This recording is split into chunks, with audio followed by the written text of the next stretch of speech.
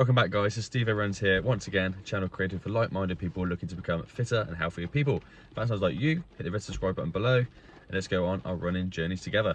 So it's just a quick talking one today in my car, just where it's a little bit peaceful.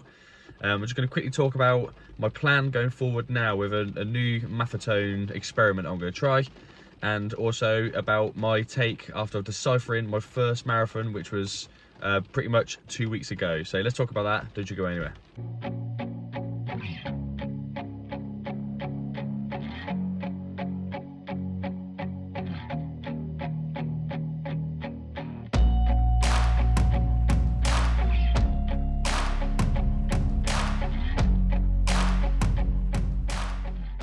Okay, so thank you very much again for joining me, people. It's much appreciated.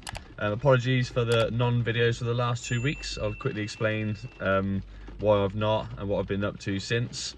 So it's been 2 weeks since my first marathon in Milton Keynes. If you've been following my channel, then you've seen me go through that. If you haven't, if it's the first time you've seen the channel, welcome, and please go back and check my last video or the one before that, perhaps. Which when I run my first marathon, and you can see how hard I found it. So the reason I've not been doing videos just at the second is because I got so knocked out by this marathon. It left my body so low that I've managed to. I woke up, I had 4 cold sores, I had cuts up my nose. It's really knocked me for 6. I should really have videoed myself the day after, and the day after that, and the day after that marathon. You'd have been laughing your heads off. You've all probably been there before. I literally could not walk. I could get up the stairs. I struggled to get into the bath. It was hilarious, really. My boss was laughing when I walked into work. It was just mad. I can't believe how much it knocked me for 6 and that, and just my body being so low. I felt ill. I had like a sore throat, and my cold sores that just turned up around my face and stuff like that. It's just, but all worth it. It's definitely not made me not want to do anymore. But yeah, just wanted to know how hard that hit me doing that. There's quite a few things I've learnt from this. In fact, it's the biggest learning experience of my short running journey.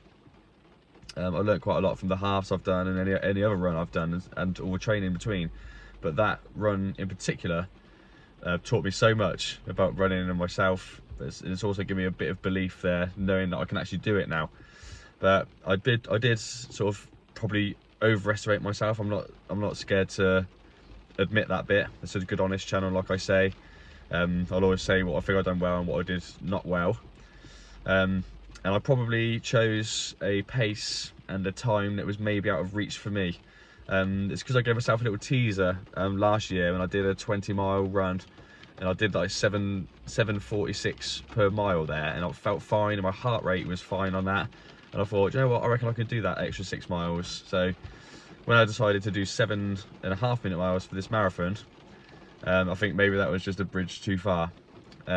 Maybe if I stuck at 8-minute miles, like I said, to try and get 3.5 hours, maybe that was doable, but even maybe that's still too fast for me. But yeah, there's a few things like nutrition. I've only really trained with the nutrition for my easy runs. I think when it's more intense like that, I might have needed a bit more. My salt intake, I only had like 4 little salt stick tablets and a little bit of isotonic in my bag in my back, but I don't think it was enough. Something, whatever it was, maybe hit the wall, if that's what you call it. But my legs just didn't want to go anymore. I had cramps in there that I couldn't stop. I had cramps in my hip, cramps in my bum, cramps down the back of my legs, like the ones that you can't get rid of when you get them in the middle of the night, you know. So for whatever reason, whether it's because the effort was too hard there, I did have those cramps, but I'm suspecting maybe I didn't have enough nutrition there. Even though I planned it quite precisely what I was going to have, I think going the effort that I did, it wasn't enough to get me round without pulling up with sort of pains in my legs and stuff. But another thing maybe is that my legs were not strong enough. I've just started a good weight training thing now that I'm going to do sort of 3 times a week, or at least 2 times a week, just to strengthen my legs up and my hips up, my core and everything, the essential muscles for your body, so that I can be ready for London in October. So anyway, yeah, I'm happy I've got around the marathon. and I'm going to learn from everything that happened on that day and take it into the next one feeling a bit more positive. With London, I'm not expecting to go there and try and beat even try and beat the time I did. I'm going to go there with Mike. We're doing it for charity. I'm going to go and take in all the atmosphere of London and just go and enjoy the carnival. And if we end up doing it in, I think we was trying to say we'd do it in sub 4 hours, and I'd like to think I could do that because I've done it already, but I'd like to see if I can try and help Mike get round and do that as well. We're both going to try really hard on training for London. But then it's my birthday today. If you got as far in the video, it's my birthday today, and my wife has kindly said that for my birthday I can book myself a ticket for Brighton Marathon, which is, I believe, in April next year. So really excited about that one. I'm going to train well for London. I'm going to do that as another learning curve one. I'm going to go and give it my all in Brighton. I'm going to really try and train to do that one, to try and get my sub 3:30 on that one. Okay, I don't think that's how it reached, but then that's what I thought before this one. But I'm going to really knuckle down now and get lots of aerobic miles in, and try and meet my goal in Brighton in 2023.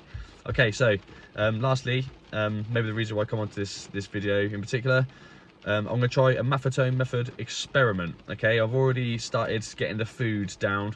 I have a real issue with trying to get my nutrition sorted. It's the hardest thing I can do with the whole running. I struggle. I mean, I'm okay at going out every day to run when I need to and all that stuff, but the one thing I struggle with is getting the food right. So I'm on that now. I'm trying to work on the mindset of eating properly, and I'm going to try and change my habits of a lifetime of just sort of binging on not so good stuff and all that. And I'm really going to knuckle down and try and sort of lose about half a stone and get in my peak condition for those upcoming races. But the main thing is I'm going to do the Maffetone method solidly with no speed work all the way up until nearer the time, and I'll do some like marathon specific speed work efforts. But I'm going to do it like, I ain't decided a number yet, but let me know if you think it's a good idea. I'm going to go like 5 below my 150 heart rate. As you know, I've always I tried really hard over nearly a space of 2 years, whatever, trying to find out my proper math number, and I got it in the end. I got it. I've done a lot of testing and lots of stuff, and I worked out I was about 150 heart rate. And I went to a lab, and that confirmed it exactly right. 150 is my lactate threshold 1. So that's what I've been doing, and I kind of pushed my luck. My average is sort of, when I get back, my average is 150, so I waft over that and I waft below it. So I'm always sort of running on the threshold of that. What I'm going to do this time, I'm going to try and run at, say, 145. Okay, I'm going to try and make it so the average is 145, and I'm going to see if I can get as fast as I was at 150 with running at 145. So I know that's going to feel extremely easy, but it's going to be like a little experiment to see how, if I get good, like even better improvements at running even lower, or whether I was doing better running at 150, like pushing the threshold. So I want to give this time all the way up to sort of Brighton next year, of just building this aerobic base. I'm going to start at 30 miles per week, and I'm going to build up at 10% of the time. I'm going to do it all properly, 10% of the time each week or two, moving up. And I'm going to build it up so I'm running hopefully 50, 60 miles a week consistently, because someone said on my last one I'd done 45 miles for 2 weeks and it's not enough, and it's probably right. I might have pushed my luck a little bit there. It didn't really help. But this time I'm going to build it up over months and months and months, and I'm going to really build a strong base and see how much difference that makes on my upcoming marathon. So let me know if you think that's a good idea, running 5 below my perfect math number that we worked out, and see if let me know if you think that's the right thing to do. I know a lot of people stay below it religiously, so that is going to be me from now on. So my runs will be super easy. So sorry for waffling on, and thank you for joining me. Please hit the red subscribe button below, and I'm starting running next week, back on it. My legs are just about recovered now.